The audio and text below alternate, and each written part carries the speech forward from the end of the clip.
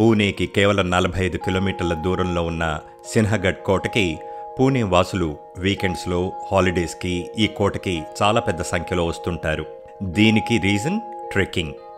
కోటను చూసినట్టు అవుతుంది, అలాగే ఫిట్నెస్ రొటీన్ కూడా అయిపోతుంది. అఫ్కోర్స్ దేశం నలుమూలల నుంచి కూడా ప్రజలు ఈ కోటను చూడటానికి వస్తుంటారు. నా విషయంలో చెప్పాలంటే నా 1 వీక్ మహాబలేశ్వర్ ట్రిప్ కంప్లీట్ అయ్యేసరికి దాదాపుగా 50 నుంచి 60 కిలోమీటర్లు నడిచాను.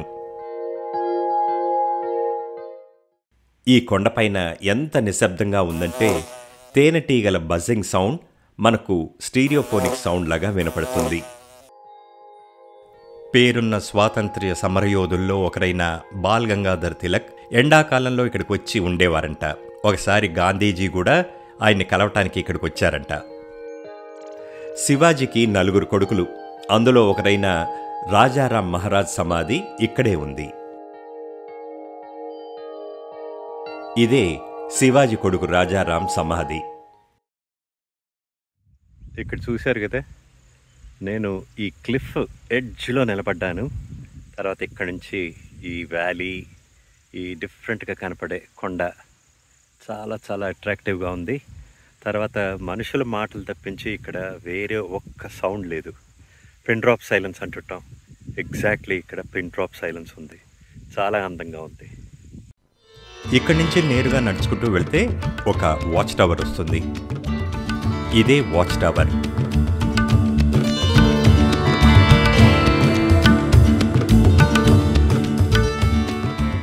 దీనికి కొన్ని హోల్స్ లేదా కన్నాలున్నాయి. నాకు తెలిసినంత వరకు ఇవి శత్రువుల మీద దాడి చేయడానికి గన్స్ని వీటిలో నుంచి ఎయిమ్ చేసి షూట్ చేసేవారనుకుంటాను. ఇవి వేరే దగ్గర కూడా గమనించాను. ఇక్కడి నుంచి ఇలా చూడండి, ఇది ఇక్కడి నుంచి లోయ.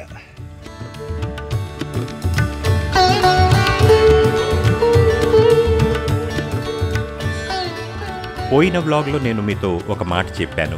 ఇక్కడి కొండలు వాటి ఎత్తు వల్ల, స్లోప్స్ వల్ల ఈ కోటకి న్యాచురల్ ప్రొటెక్షన్ ఏర్పరిచాయని.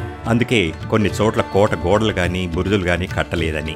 దానికి ఉదాహరణ ఈ చోటు. మీకు ఈ విషయం తెలుసా? ఋషి కౌండిన్య పేరే కొండానాగా మారి ఈ కోట పేరయింది. మన గొల్లకొండ గోల్కొండగా మారినట్టు. ఇది ఋషి కౌండిన్య గుడి. ఈ కొలను ఆ రోజుల్లో ఇక్కడ నివసించిన వారి డ్రింకింగ్ వాటర్ అవసరాలను తీర్చేదేమో. ఇక్కడి నుంచి ఈ పాతలో నడుచుకుంటూ వెళ్తే ఆ కొండ చివరిలో కళ్యాణ్ దర్వాజా దగ్గరికి వెళ్తాం. ఈ కింద కనపడుతుంది కళ్యాణ్ దర్వాజా. ఇది కోటకి సౌత్ ఈస్ట్ అంటే ఆగ్నేయం వైపు ఉంది.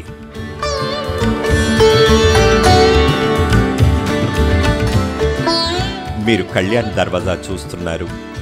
మేము వచ్చిన సమయంలో కొన్ని రిపేర్ పనులు జరుగుతున్నాయి.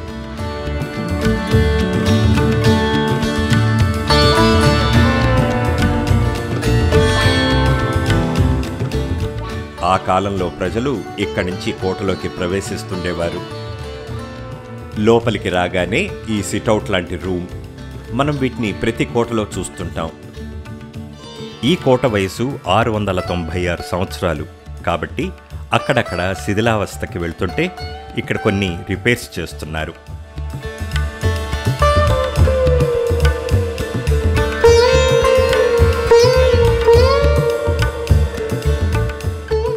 ఈ ద్వారంలోంచి లోపలికి వెళితే చాలా అందమైన అమృతేశ్వర ఆలయం ఉంది.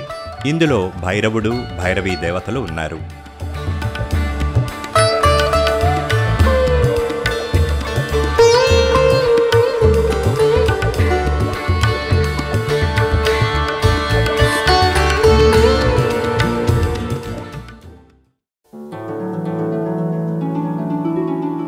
ఇప్పుడు మనం ఒక గొప్ప యోధుడి స్మారక చిహ్నం ప్లస్ అతని సమాధి చూడబోతున్నాం. అతను మహారాష్ట్రలో ఈరోజు ఒక గొప్ప వీరుడుగా పేరు సంపాదించాడు. అతనే తానాజీ మలుసరే. సమాజంలోని ఒక వర్గం కోలీలు. ఈ వర్గానికి చెందినవాడే తానాజీ.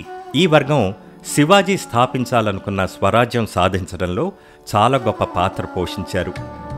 మొఘల్స్ స్వాధీనంలో ఉన్న ఈ కోటని 1670లో శివాజీ చేతిలోకి వచ్చేలా పోరాడి ఆఖరికి తన ప్రాణాలను కూడా త్యాగం చేశాడు తానాజీ.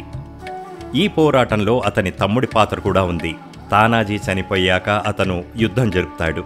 శివాజీ స్వరాజ్యం స్థాపించాలనుకున్న రోజు నుంచి తానాజీ శివాజీ వెంటే ఉన్నాడు. ప్రతాప్గఢ్ యుద్ధం శివాజీ అఫ్జల్ ఖాన్ మధ్య జరిగినప్పుడు కూడా తానాజీ అతనితోనే ఉన్నాడంట. ఇదే తానాజీ సమాధి. ఇంత గొప్ప వీరుడి కోసం చాలా మంచి స్మారక చిహ్నం కట్టారు. తానాజీ ఈ కోటని మొఘల్స్ నుంచి రాబట్టడంలో సింహంలాగా పోట్లాడి ప్రాణాలు వదిలాడు కాబట్టి శివాజీ ఈ కోట పేరుని కొండానా నుంచి సిన్హగఢ్గా మార్చాడు. మరాఠీలో సిన్హ అంటే సింహం, గఢ్ అంటే కోట, లయన్స్ ఫోర్ట్గా మారిపోయింది.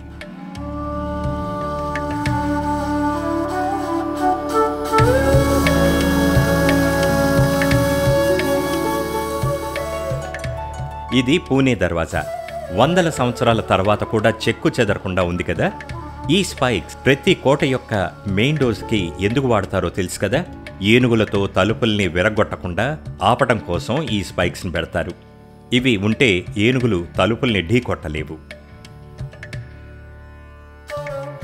అదండి సిన్హగఢ్ కోట విశేషాలు. మీకు నా వ్లాగ్స్ నచ్చినట్టయితే తప్పకుండా నా ఛానల్ని సబ్స్క్రైబ్ చేయండి. మీ ఫ్రెండ్స్కి, రిలేటివ్స్కి షేర్ చేయండి. మళ్ళీ కలిసేంత వరకు టేక్ కేర్. Good bye.